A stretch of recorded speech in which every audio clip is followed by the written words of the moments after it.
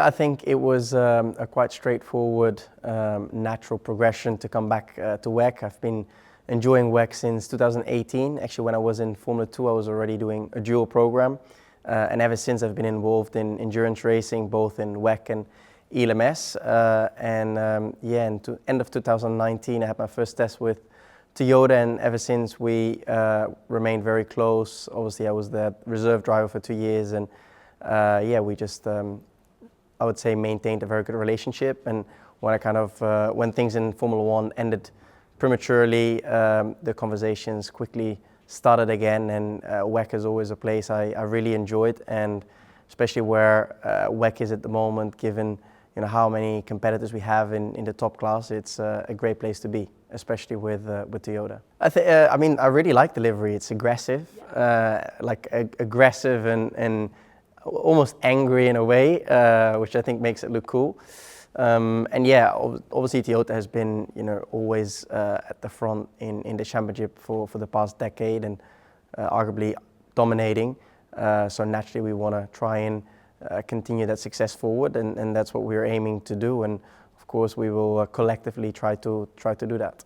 I mean, pressure, I would say it's a privilege. I'm very happy to be joining Toyota, because they've always been at the front, and I'm very much enjoying myself within the team and the, I would say, environment. It's a great team with really good people, and I think we're all just excited to start racing in this exciting era of endurance racing in WEC. I know everyone pretty well, and we've followed each other also when I was not in WEC. So yeah, I feel like we have a good head start to our relationship, and of course it's going to be my first year with the team, so I've been part of testing but never really done the real racing in the top class yet. But yeah, I'll give myself the time I need to.